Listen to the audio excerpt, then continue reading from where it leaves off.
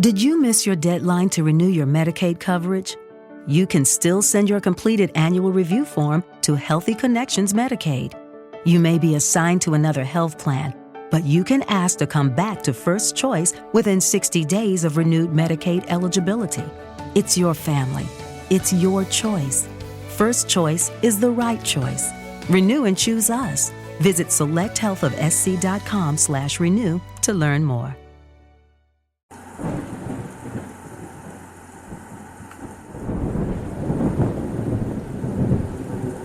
Gee, that's weird. Who would have thought that a big rain cloud would be over my house? And then doing all this. No, I mean, it's all natural. Don't get me wrong. I'm not in the mood. I mean, why's it got to be like this? Next thing you know is more crackles. Jeez. Yeah, well. No, I don't want this to happen. But I can't control the weather. A lot of horror stories are made when people are trying to control weather. You don't want that. Yeah, for real. It'll pass. Who knows? Anyway, I wasted enough time because... Actually, no, this started when the Monster Fest started, didn't it? Yeah, because there's been nothing but thunder and lightning around here. Yeah, well, I'm going to have to continue it. Anyway, welcome to the J-Man Show here on J360 Radio.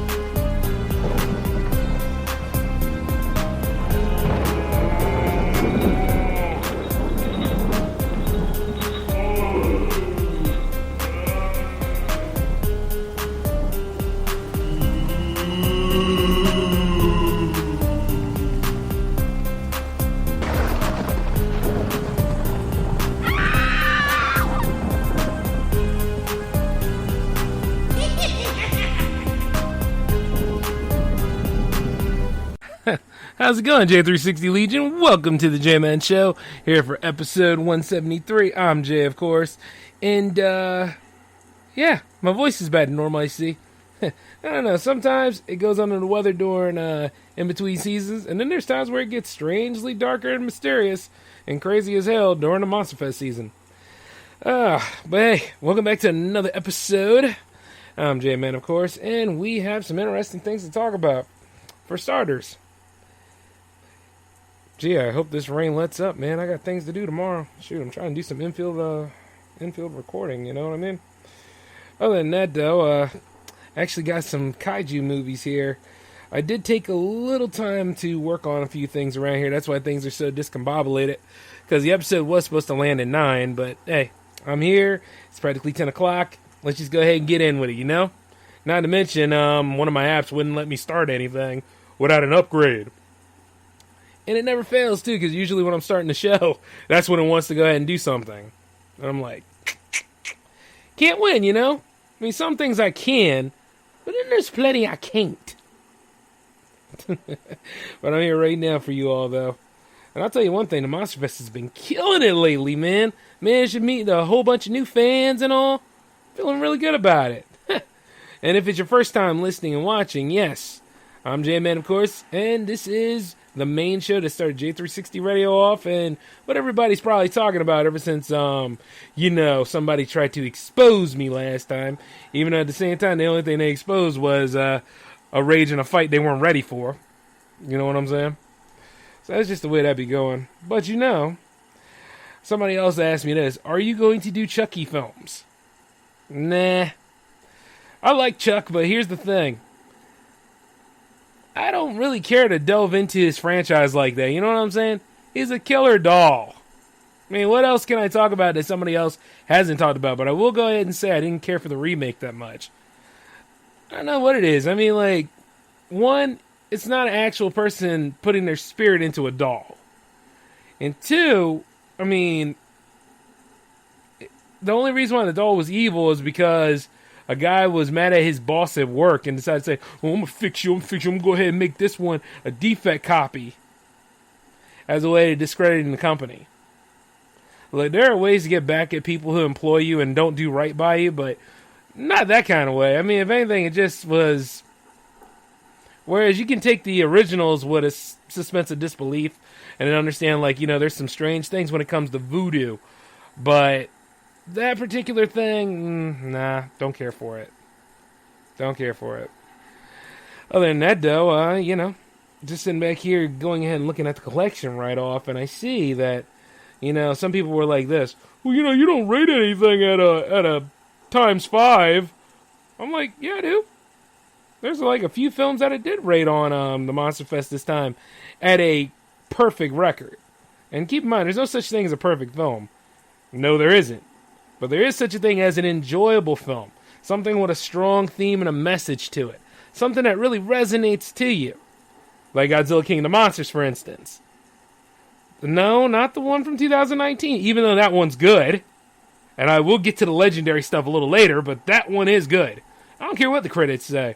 Well, there's too much Godzilla. But then you look at the 2014 movie, where there's Godzilla's there, but it's not as much as you would think, and all that stuff, and they're like, oh, well, you know, there's just a lot less Godzilla. That's why certain reviews are not necessarily good for you. Know what I mean? You'll know. I mean, after all, a lot of y'all are conscientious nowadays to really realize that certain reviews are just not worth it. And then not to mention The Creeping Terror, which managed to get a 2 out of 5 from me. Not a bad film per se. I mean, it is easy to make fun of, though. And, you know, like, the creep factor is that aliens were sent here to analyze and look at our weaknesses and eat us. But the thing is, we the people didn't know where they came from, and we wonder in the vastness of space, will they get here in the same allotted time that they send their satellites at us, or will we, you know what I mean, or will we be wiped out at a moment's notice? Little things like that. It's really coming down out there, huh? Well, anyway, it just makes me think of, you know, like kind of like how some movies really didn't explain too much to you as a way of adding on the suspense factor, you know. I did manage to find a mummy movie that I was interested in looking at. And this particular film came out of Tubi. It was called The Day of the Mummy. I should have just turned it off and went to sleep. Because much like Seven Deadly Sins, it was a waste of time. It had a unique cast in it. I mean, it even had Danny Glover in there. But the problem is with movies like this is, one, it could have a great cast, but it could have a crap story. And this had a crap story because pretty much the whole group were supposed to be going and excavating into this tomb where a colleague was killed off or mysteriously vanished. So they were looking for him. But one of them was given an extra assignment by an investor that said, hey, if you find me this certain cursed stone that allegedly your colleague was that close to finding, I will go ahead and expunge you of all your criminal records and everything, and you can live your life. Which at the same time, it's like, yeah, exactly. A thunder cued right on there. Which is a real crock of stuff, you know? But you see, this particular guy, he tries so hard to be Indiana Jones. I don't know what it is with some of these adventure-type archetypes or stereotypes, as you want to call them, but they all got to try to be Indiana Jones for some reason. Like this particular guy, he could have any woman he wants, and he could have anything that he wants to do, and he tries to play by his rules because he's a regular maverick, all that kind of stuff. But I'm sitting there thinking this, I'm like, hey, cut all the boring stuff out. Like, let's get to the point. And then when he got to the point here, pretty much you're just seeing an hour or so of people running around in a tomb. Him and the other guy that's on the expedition were getting mad at each other, saying like, oh, you know, you're not a great scientist. No, I'm the best scientist. I'm the leader of all of them. Blah, blah, blah, blah. And then Danny Glover is in the small part of the screen because, ironically, it's a POV found footage type film. Well, more on that later. And then all he keeps asking and barking about is, did you find the stone? Did you find the stone? His check must have been real easy because that's all he was asking about throughout most of this part of the movie. And then with all that running around, and then he got it on, and then the main character got it on with the hot girl because, you know, that's the way it always goes. And then with that going on, you see, you delve into their problems so much, you forget that you're actually looking at a horror film because nothing happened.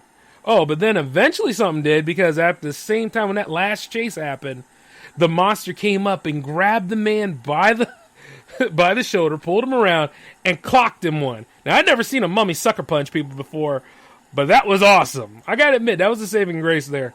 That's why it managed to get that one bloody knuckle, because Lord knows it wasn't in the rest of the film. And I mean, like, after that, then all of a sudden they're in a sacrificial tomb, because it's in the mummy rules. You gotta be in a sacrificial tomb, you know. And then as they're sitting there, well, he's sitting there, they're trying to sacrifice one of the people. It didn't really matter because none of these people have any characteristics, you know what I'm saying, at all, if any. And and then all of a sudden the main guy breaks free, no explanation on how he did, but went over there, clobbered the guy who betrayed the expedition, managed to knock over the mummy, lock it into its tomb to get away. The hot chick was right there to help him. Oh, yeah, she freed him. It didn't really matter. And then they make their way. There's nobody else to save at this point. And then Danny Glover's still asking about the stone. But then eventually the mummy is coming. Now, this mummy has taken up track and field or something like that, because he could run, boy. I was like, all right. Here we go. The cost of admission right here. Almost gets to him. But you see, the thing is, the rip-off Indiana Jones here has some dynamite. Put dynamite right in him, and as soon as you can say Kyle Reese, blew the monster away. And that being said, that's the end of the mummy. And then they get out of the tomb, which was pretty much the whole plot, them trying to get out of there. They finally get out, and they're still asking about the stone. So the rip-off Indiana Jones takes the stone out of his bag, looks at it, and throws it off to the side. And I don't know why my phone keeps bothering me every time I do the show. It's like a running gag. But you know, what to make it really crazy is this. When you got like a mummy movie here, and you somehow make the Tom Cruise mummy movie look good, that's really saying a lot. And in this particular thing, it was awful. Just a really crap film. So if you see Day of the Mummy, I will say, nah, don't waste your time. You might as well look at Seven Deadly Sins before you look at that one. But as I watched the taste out of that from me, I'm going to say this much. There's always a better movie to watch, which is where, you know, The Creeping Terror came into play. And then, of course, there was a better movie than that. However, I had a different kind of movie. I saw this movie that said zombies in my vault. And then I was like, yeah, maybe that'll be good for tonight. Then I found out it was Horror of the Zombies. Horror of the Zombies sucks ass. It sucked then and it sucks now. It's a terrible film. Awful. I would never subject any of y'all to it. If you ever find a copy of it, I apologize. Because that movie is ridiculous. Nothing happens in that movie either. Matter of fact, this is what goes on. If you think Friday's at... no. Oh, yeah. I'm kind of bending that rule, but some of y'all didn't like Friday the 13th Part 8, right? Remember Friday the 13th Part 8? Where they were on a boat? That movie kicks that movie's ass. You're on the boat in Horror of the Zombies for all of the movie. Not to mention that eventually there's a ghost ship there and it's zombies on it, or it's part of a cult. The whole people on the crew were part of a cult, and the main woman, who was a model that was looking for her roommate that went missing after so many days, she gets involved in there, but the thing is, she gets raped. And pretty much that rape scene is the gist of the movie right there, because you're seeing all full frontal nudity. Like at the time, they didn't have a problem with it then. But yeah, that pretty much was the selling point of the movie for these people who made it, because nothing else happened. And then when you saw the zombies get summoned, there was only like, what, maybe 3 to 5? And even then, like, you're looking to see, do the people in the cult get killed? Does anything get resolved out of this? What's going to happen? Where do we go from here? And I'll tell you where we go from here. We go and we take this movie and we never bring it to light again, because nothing good can be said about it. I wouldn't even give it a bloody knuckle at all. No rating. Out. Go away. Shoo. But that's when I decided to clean it up with something a little bit better. And this was called The Caverns Lake Monster. Now that was a film. Woo! Matter of fact, that's what revived the kaiju part of this special that we're doing. I was sitting there looking at that. I was like, it is what it is. Maybe it's just like, we'll see parts of the monster. The thing is, we saw quite a bit of the monster in this movie. You saw him lurking around in the deep. I mean, for a while there, things were neutral. Nothing happened in this particular area. But then all of a sudden, a meteor fell and hit this egg. And then brought the egg out of a dormant into life. Now, somehow, I think dinosaurs grow a little bit faster than what we're used to. So, one way or another, it seemed like from one scene to the next scene, that damn thing was fully grown and just going for a snack. And boy, howdy it was. Like, when you're watching Jaws, right? You don't see too much of Jaws. It's the suspense of Jaws. Or a.k.a. Bruce, And the fact that Bruce will come out of the water and get you, That's what you're afraid of. But when you look at this particular movie, the monster is shown in all sorts of ways. Shown in the Harryhausen way, shown in the Muppets way, and then also shown in a very eerie way, because his eye is always looking at you. Like, you don't think the monster is looking right at you, but I looked right at it, this damn eye was looking right back at me. I was like, oh, shit. It's about to go down. And he was mean, too, man. Like, you got fishermen going out there into the water, and then all of a sudden, he, like, right there next to the boat pushing it. Like, he just teasing his food. And then, like, the way his jaws kept opening up, you could see, like, it was a sadistic grin, kind of like the crocodile going after Captain Hook. And it's just like, man. See, that's what I like. Sometimes, like, I love tragic monsters. I love monsters that, they have no reason for being there, but they're there, But then you see, like, there are times when I like the monster to be a dick. I like the monster to be mean. I like the monster to be like, you know what? You on my land. What do you think you are? This is my territory. You better go away. I'm coming for you. You ain't going back to your house, man. You know what I mean? That it's your last stand or his last stand. And one way or another, it was going to go down. And you see, the people on here, I didn't hate not one of them. Even the scientists were actually pretty helpful. Of course, they had their moment where they're like, we can't kill it. It's a living creature. But the sheriff convinced them, hey, it's either you or it. And at that point, they finally understood. It's like, yeah, I won't give up my life at that point. See, in the 70s, they understand. I don't know why we and the people in the new era can't really grasp this concept. But hey, whatever. Story for another time. Either way, when they went ahead and faced off against that monster, see, the sheriff didn't waste time. He was out of bullets. He decided to go ahead and say, I'm going to fight him toe-to-toe. Got into the construction equipment to square off against the monster. Nobody else thought about this. And that was just like, wow. And when he was, man, he was doing it.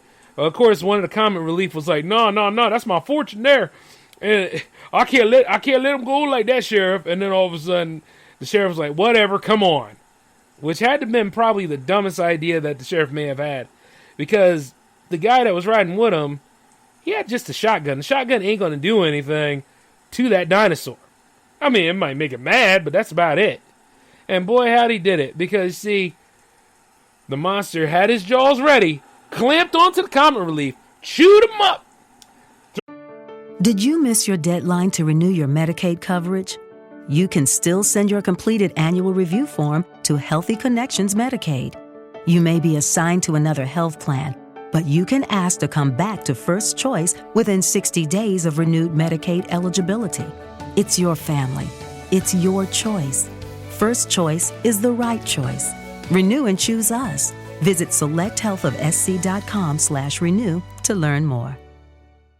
Judy was boring. Hello. Then Judy discovered ChumbaCasino.com. It's my little escape. Now Judy's the life of the party. Oh, baby, mama's bringing home the bacon. Whoa, take it easy, Judy. The Chumba life is for everybody. So go to ChumbaCasino.com and play over 100 casino-style games. Join today and play for free for your chance to redeem some serious prizes. ChumbaCasino.com.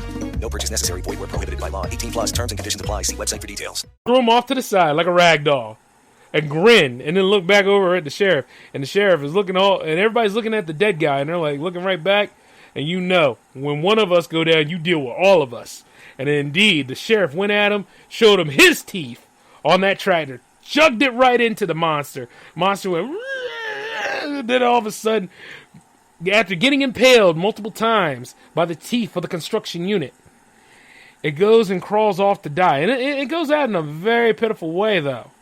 Well, it's dying, so why not? But at the same time, you look at it, you're like, I would love to feel sympathy for it, but he was a bigger a-hole. He was the a-hole of this movie. But at the same time, I respect him, though, because survival of the fittest, maybe. That's why, at best, I said, to hell with Horror of the Zombies. The evening is saved, and it is a 4 Bloody Knuckle special. I loved it. Every bit of it. Cheesy, yes. Tiresome at times, maybe. There's a moment where, they don't really start handling the problem with the monster till later. That isn't until, but the way they see that there's something going on was that big pile of blood that came in the water after it ate this hood that was out there hiding around. And I was like, now that's what I'm talking about. Yeah, sometimes I can be a little gruesome with it. But the point is that, when you got stuff like that, it is amazing. You just can't get enough of it. Man, and the thing is, I'll go back into smaller monsters later. I was actually looking at Amityville not too long ago, and before you ask me which one, that's a good question. I think it was the remake, even though I'll always remember the original. But it said Amityville Horror, so yeah, it was that one. That one was kind of slow. Takes a little bit of moments to get to the point, but you do see moments where each family that was there, the spirits are around and all that. It's wild and weird. I haven't finished it yet, so I'm not going to give it a rating until I do. But, so far I'm just okay, let's just sit here and see this through. At least I can say that none of the monsters appeared in the last act of the movie. Which at the same time, I'm going to have to be a little lenient on it because a long time ago, the way that filmmaking was a lot different than the way it is now. And in the way that it is now, it's kind of a fluid concept because Disney made the announcement that they're going to be focusing on streaming, which a lot of people are actually sitting there shaking in their boots about because they feel as though that, the cinema experience must be preserved. Now, I wonder if way back in the day when drive-ins were starting to shift out in favor of sit-in movie theaters, the drive-in people feel the same way? You know what I'm saying? Things have got to evolve in time. And then, the VOD market was going to explode in some interesting way anyway. Especially with this COVID going on and a bunch of other misinformation and scare tactics going on from the people that surround us. I just always wondered this. What else could they do? Nobody can go to the parks. Nobody can, a lot of people aren't really going out anywhere. Disney Plus has an interesting deal with Verizon. You pay for a year. Or then at the same time, they have a unique package plan. And this is about the most I'm ever going to be supporting this company right now. Then again, that's not entirely true, right? MCU, I know. Don't come at me yet. Come at me a little later. But it's just one of them kind of things you think about from time to time. Things were going to shift anyways. And I'm sure they probably were paying attention to how much money Universal got for Troll. Well, not Troll. Trolls. You know what I mean? Matter of fact, Troll sounds pretty cool. That sounds like something I need to work on. I know, it's already a used title. Speaking of which, I would go and put Troll and Troll 2 on the Monster Fest, but the thing is, Troll 2 has already been talked about for all the right reasons. And another thing is that, some movies don't really need to make the cut like that. Because it's already interesting. You don't need my point of view on that. But I do have 2 more kaiju movies coming up on the Monster Fest, and you'll probably love these because, once again, we're going through Toho's library. And it's Rodan and Mothra.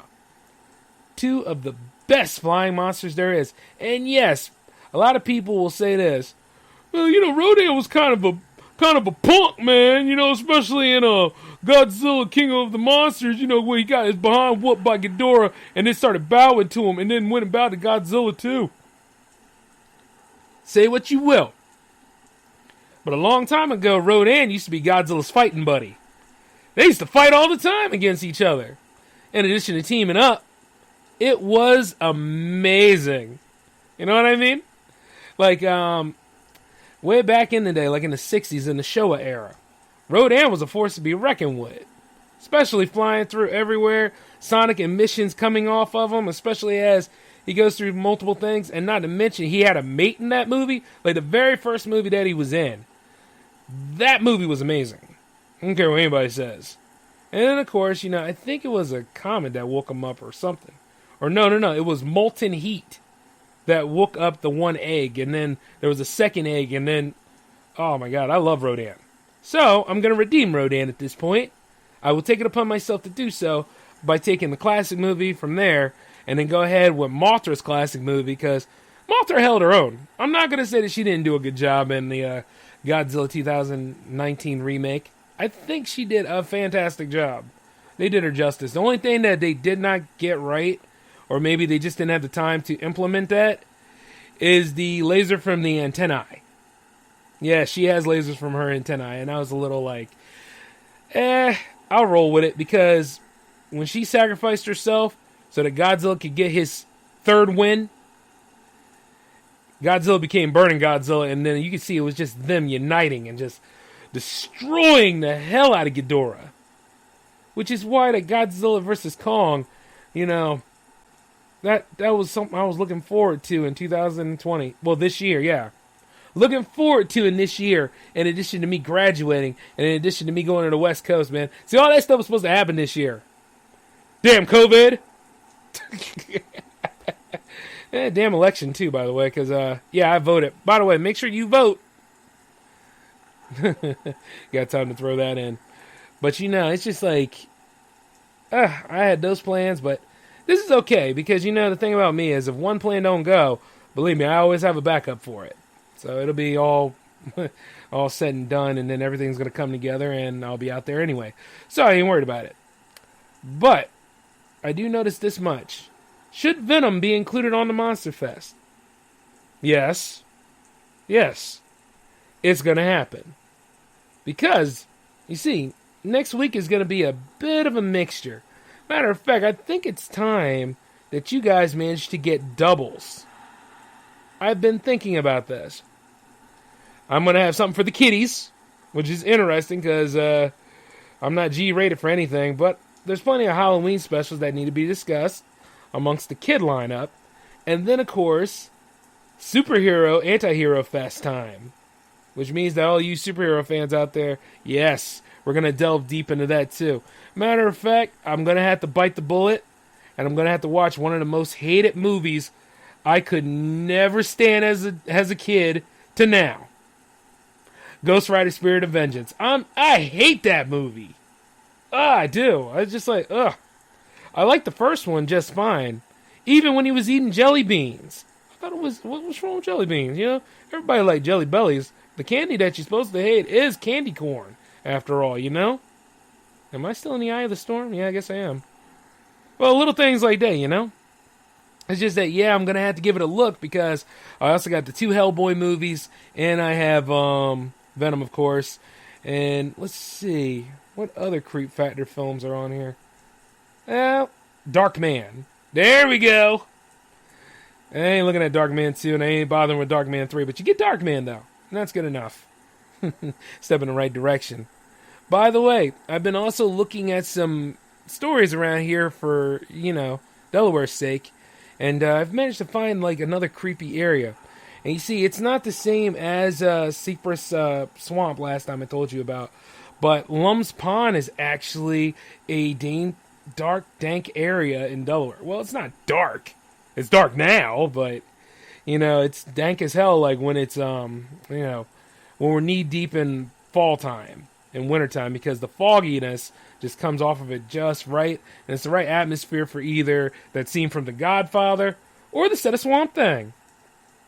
And you see this one, let's see, and I quote, "A young girl ran away from her Newcastle home sometime in the 1870s. She ended up hiding out in the woods near the Lum's Pond State Park, but ended up coming face to face with a dangerous man camping in the woods. The man captured her, assaulted her, and murdered her. While authorities found the girl's body quickly, they never apprehended the killer. The girl allegedly died near a bridge." Pardon me, stupid screensaver. "The girl allegedly died near a bridge on the park's trails, and guests report that they see the girl's ghost and sometimes hear her screaming when crossing the bridge. Sometimes the temperature also dramatically drops on the bridge." There is a bridge over there, and I haven't walked on it myself, but the whole area is creepy to the point where you just sit there for a little bit and you wonder, how is this all maintained? But I wouldn't be surprised because a lot of weird stuff happens around these waterlands around here. Lots of it. Matter of fact, there's one particular one that I'll tell you about over here. Not Fort Delaware. Everybody knows about Fort Delaware, right? But there's this one that's called the Corpse Light. And it's over where, like, Cape and Lopin State Park is. And you see, the reason why we have that state park is because Cape and Lopin is one of our beach areas, and not to mention a prominent beach area for us. We used to have this legendary lighthouse over there called the Cape and Lopin Lighthouse. And you see, it's not there anymore. As a matter of fact, did the city get rid of it, or did it fall apart? It's one of them kind of stories that I'll pretty much clear up on later. But they say there is no lighthouse at that area anymore, but yet people often see lights flashing from the location. The light was allegedly a curse from a local Native American tribe. After British soldiers stormed the wedding ceremony and massacred many guests, the tribe conjured up the light as a means to lure ships to doom. Now they say this, that the Corpse Light has actually fulfilled its promise historically because it sunk a ship known as the Devonshireman on Christmas Day of 1665. Stupid screensaver. 1665. The ship followed the beams from a non-existent lighthouse and crashed onto a shaft of stone instead. More than 200 men died in the wreck, and some say that the ghost ship will periodically reappear to reenact the famous crash. Now that's something that I might have to go and visit because it's not out of my way entirely. But, I always look at it like this. Some of these areas, though, they make you wonder. Okay, now I don't know if I've told you all this, but I probably did, considering who I am. But Delaware's a small state, but Delaware has its moments in, like, its smaller towns. And this particular one is called Frankfort. It's called the Long Cemetery. It claims to be home to a ghost. They say that he's more terrified than average, but it's supposed to be a bizarre feline-human hybrid called the Catman. He's supposed to be the former caretaker of the cemetery who had cat-like features, and they say he does his job by chasing out vandals, teens, so some of you Scooby people out there. But they say if you knock 3 times on the cemetery block wall late at night, Catman will appear and attack. Now, these are just 3 of those legend stories that are around here. I wouldn't be surprised about Catman, but I also know that I've been around that cemetery before. It does have a stone wall back there near where the caretaker would stay at. But at the same time, who the hell would walk all the way back there, knock on it? I mean, if you're doing that kind of crap, you deserve to be attacked at that point, I would say.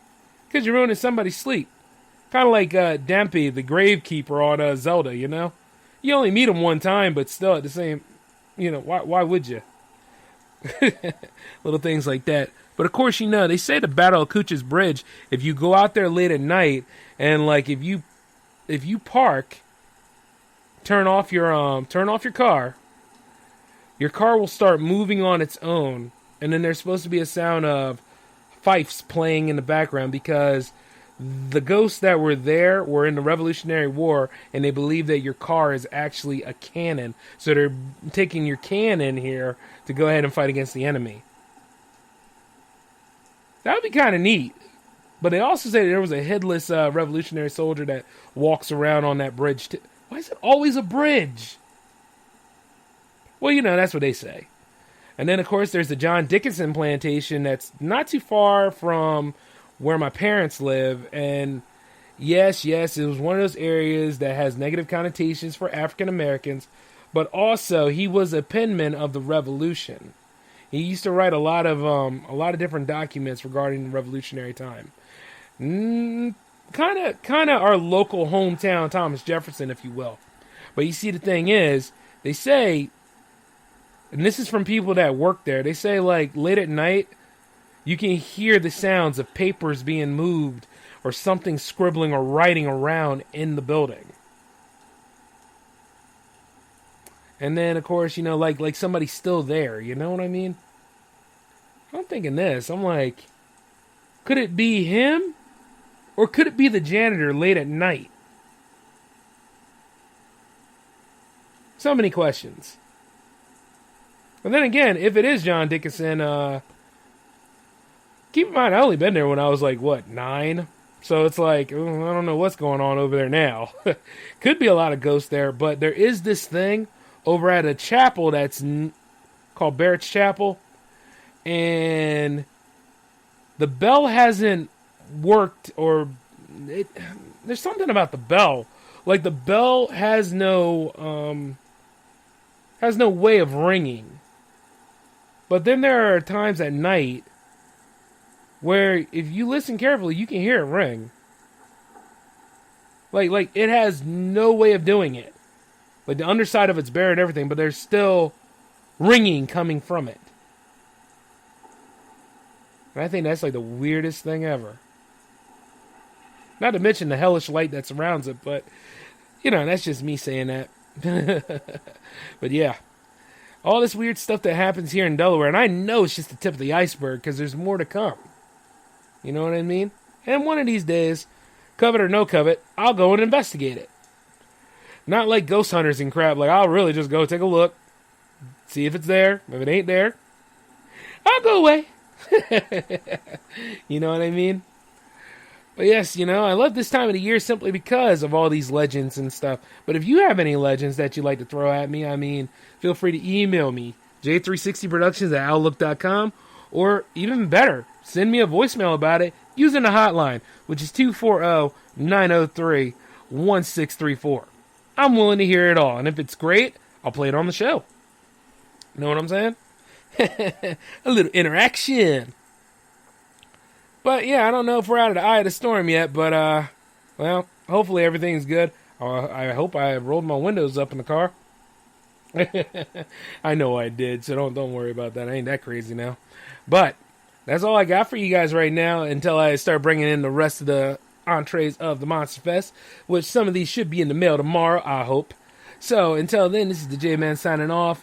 No shows tomorrow. Matter of fact, got something special happening for all of you on Friday. You will see what it is. Oh, it's going to be nice. I guarantee it. I won't give you a hint this time. I'm going to surprise you. It'll be fun. But until then, I want you all to be easy, take care of yourselves, and try to enjoy the daylight. All right? Jeez, I hope this storm lets up soon. Anyway, peace to you all. Laters.